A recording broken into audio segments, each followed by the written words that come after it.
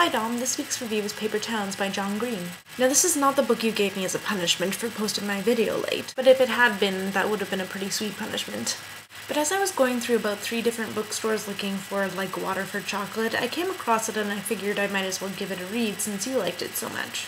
P.S. Dom, this is why I should never be allowed into a chapters, let alone 3. Now Dom, I know you know the story of Paper Towns, but for those of our viewers who don't, it's this. In Orlando, Florida, a high school senior named Quentin is in love with his neighbor, Margot Ross Spiegelman. One night she shows up at his window asking for his help in performing these massive pranks on her friends and boyfriend. And after their magical night together, Margot disappears completely from town. At which point Quentin embarks on an epic quest to try and find her. This culminates in an awesome road trip to New York, where the ultimate message is that no one knows who the true Margot Ross Spiegelman is. And by extension, no one really knows who anyone is, really. And along the way we get some, deconstruction of the manic pixie dream girl archetype. Now Dom, I really liked this book, although I think I like the second half a lot more, for reasons that I'll explain later on in the video. Let me just say first though that even though I liked the second half better, I still could not put this book down.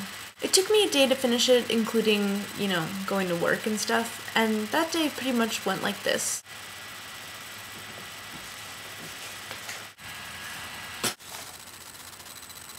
No running on deck. I only have 20 pages left. I have to find out what happens to Margot.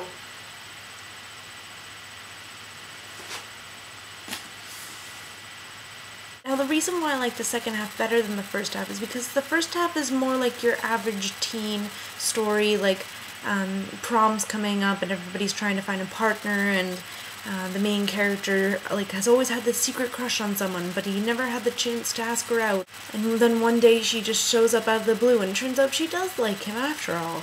And it's not until Margot disappears so you realize there's more going on with her than meets the eye. And I think at that halfway point is when I began to be like, okay, this book is pretty awesome.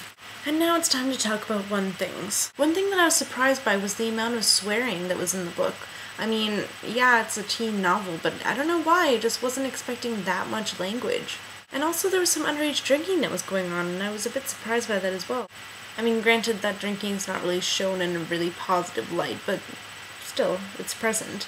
God, I sound like an old grandmother. I'm like, you kids and your foul language and your beer. One thing that I was kind of disappointed in was that Quentin as a character was kind of dull. Although I guess it could be done on purpose. It's like you're supposed to insert yourself into his personality. Which is pretty cool considering he learns some valuable lessons. Like for instance, the lesson Radar teaches him about accepting people for who they are. It's pretty awesome. But then again, I do want a little more personality out of main characters. So that was one thing I was a little disappointed in. Now, one thing that I loved, or should I say someone that I loved, was Margot Ross Spiegelman. She's just one of those characters that I love reading about. From her hidden clues to her love of traveling to her reaction at seeing Quentin, it's just like she always keeps you guessing, and I love that. And of course, you can never know who the true Margot Ross Spiegelman is, so that's pretty interesting. And just on their night of pranking, all her comebacks and her witticisms were so funny. And plus she has pretty good taste in poetry. She was probably my favorite character in the whole book. But my favorite part in the book definitely had to be the road trip. This road trip is so awesome. I want to go on a road trip like that. I mean, maybe not the almost hitting a giant cow part, but definitely the rest of it. And for that matter, the rest of the book after the road trip is probably my favorite part as well. Because they find her, they find Margot, and it turns out in the end that she didn't want to be found after all. That the whole time they were misinterpreting her again, and that all she wanted to do was travel and get out and see the world. She just wanted to get out of Orlando and live a real life, as she said. And I really liked that. I really liked that ending. And I liked that it wasn't really a happy ending. She didn't go back to Orlando with Quentin. They didn't become boyfriend and girlfriend. But they still had a nice moment together, and really that's what Margot wants life to be. A series of nice moments. So altogether, I really liked this book.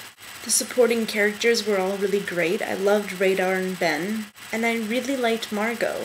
Now that is how you write a 3-dimensional romantic love interest. And I really liked how the book had a lot of valuable information in it. Like, again, when Radar explains to Quentin that he can't expect Ben to be like him, and that we should stop expecting people to be exactly like us and accept them for who they really are. And I liked that the book taught me something. I had no idea what a paper town was before I read this book.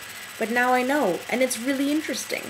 And that's why I think this book is good for not only teens, but for adults as well. So altogether, I'll give it 5 World's Best Grandma t-shirts out of 5 World's Best Grandma t-shirts. Now, Dom, as you probably remember, earlier this year we both wrote down our top 11 favorite books. And when I was reading Paper Towns and thinking about what book I would do next for my review, I remembered that Paper Towns was on your list. So I wrote down your awesome list of awesome books, and I decided that for my next reviews, I will be doing the rest of the books on your list. Except, of course, for my punishment review, which is Like Water for Chocolate, which obviously would never be near your top 11 favorite books of all time. Now, I've remembered that on several occasions you said you would have changed this list if you had the chance, but too late, you don't have a chance anymore. So if I go to my trusty journal, I can see that Paper Towns is number 4 on the list. So, having done that review, I am going to cross it off. So Dom, I look forward to your next review, which will hopefully be of Catch-22. And remember, don't forget to be awesome. What are you doing?